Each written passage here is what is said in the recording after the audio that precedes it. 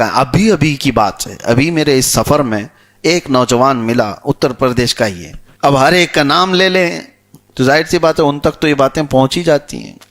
نوجوان 25 سال کے آس پاس کا ہے، بڑے گھرانے کا ہے، لیکن اخلاق میں اچھا نوجوان۔ مدینہ طیبہ میں اس نے مجھ سے کہا کہ حضرت میں ویسے ہی نکاح کرنا چاہتا ہوں، شادی ویسی کرنا چاہتا ہوں، آپ کی تقریروں میں نے بہت بار سنا ہے، پورا ارادہ وہی ہے، آپ نکاح پڑھا دیں۔ میں کہا بالکل نکاح پڑھائیں گے۔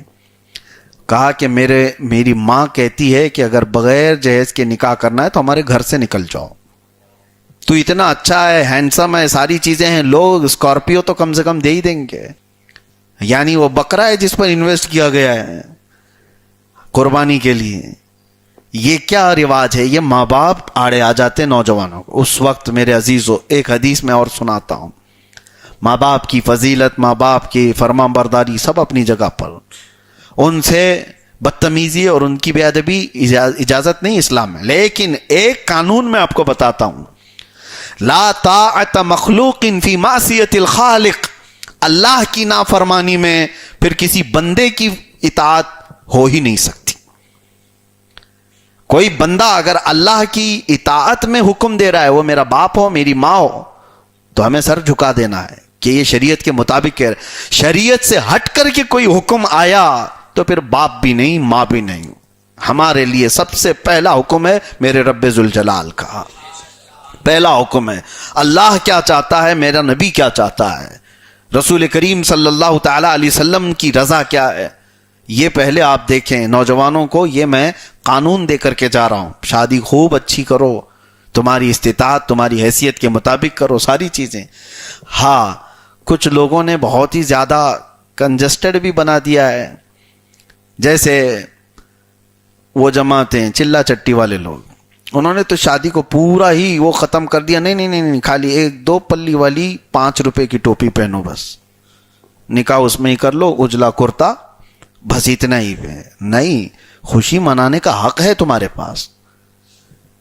پاس عمدہ لباس پہننے کا حق ہے۔ رسول کریم صلی اللہ تعالی علیہ وسلم نے جب اپنی بیٹی کو رخصت کیا تھا تو اب اس کا انداز تو دیکھو، حدیثوں میں موجود ہے، حضرت فاطمہ رضی اللہ تعالیٰ عنہ 1 ذی الحجہ کو رخصت ہوئی تھی حضور اکرم صلی اللہ علیہ وسلم کے گھر سے، تو آپ کے لیے ایک بہت ہی قیمتی اونٹنی منگوائی گئی تھی جب حضرت فاطمہ کی ڈولی جا رہی تھی، اور اس وقت حضور پاک صلی اللہ تعالی علیہ وسلم کی ساری ازواج مطہرات حضرت فاطمہ کے آگے آگے چل رہی تھیں، انصار کی ساری عورتیں اس جلوس میں شامل تھیں جب حضرت فاطمہ جا رہی تھیں، اور صرف جا نہیں رہی تھیں، حضور پاک صلی اللہ تعالی علیہ وسلم کی ساری ازواج مطہرات رجزیہ اشعار بھی پڑھ رہی تھیں حضرت فاطمہ کی فضیلت میں۔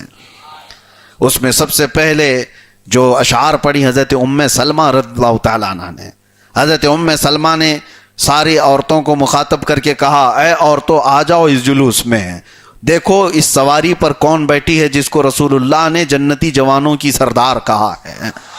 آج وہ نکاح کے بعد اپنے گھر جا رہی ہیں، اور اس کے بعد حضرت حفصہ رضی اللہ تعالیٰ عنہ آگے بڑھی، ان کے بھی اشعار ہیں عربی میں، انہوں نے کہا، اے انصار مدینہ کی خواتین، آج دیکھو رسول اللہ صلی اللہ تعالیٰ علیہ وسلم کے گھر سے وہ خاتون جا رہی ہے جو رسول اللہ کو سب سے زیادہ عزیز ہے، اور اس کے گھر جا رہی ہے جو رسول اللہ کو سب سے زیادہ محبوب ہے، حضرت علی کے گھر جا رہی، یا حضرت حفصہ نے بیان کیا۔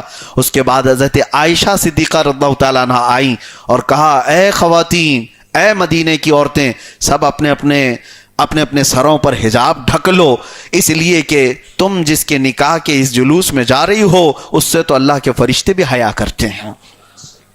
حضرت فاطمہ کے فضیلت میں یہ باتیں پڑھی جا رہی تھیں، اور پیچھے انصار مدینہ کی خواتین سب اس جلوس میں شریک تھیں، اور جب مولا علی کے گھر پر یہ جلوس پہنچا تو وہاں استقبال کے لیے میرے آقا پہلے موجود تھے، رسول پاک صلی اللہ تعالیٰ علیہ وسلم کھڑے ہوئے تھے، اور حضرت علی کو ہاتھ میں ہاتھ دے کر کھڑے ہوئے تھے۔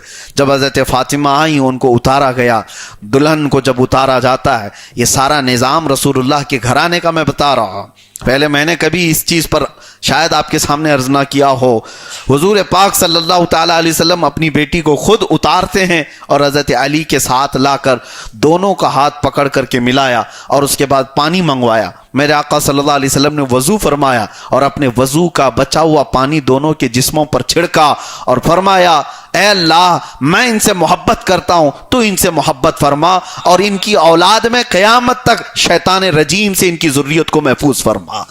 یہ رسول اللہ کی دعا تھی. حضرت فاطمہ اور حضرت علی کو پانی چھڑکا اور اس کے بعد یہ بھی دعا فرمایا کہ اے اللہ ان کے جسم کے ہر حصے سے خوشبو پیدا فرما.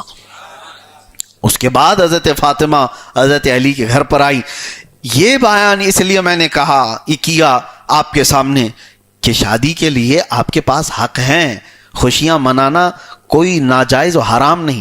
ہاں کراس لمٹ کو کراس نہ کرو، باؤنڈری کو کراس نہ کرو جو شریعت نے بیان کی ہے.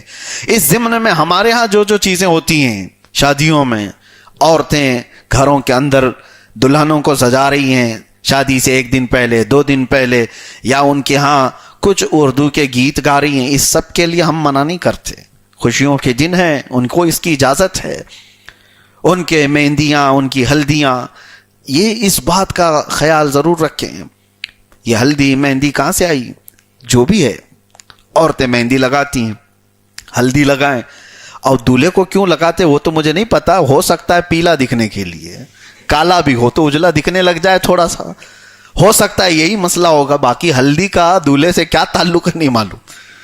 ہاں بہرحال اگر اس نیت سے ہی اس کو لگایا جاتا ہے تو لگاؤ، دولہا پیلا دکھے کوئی مسئلہ نہیں. لیکن دولہے کو پیلا کرنے کے لیے غیر محرم عورتیں نہ آ جائیں. جو عورتیں اس کے لیے غیر محرم ہیں وہ دولہے کو آ کر کے چھو رہی ہیں، پکڑ رہی ہیں، لگا رہی ہیں، یہ حرام کام ہو گیا.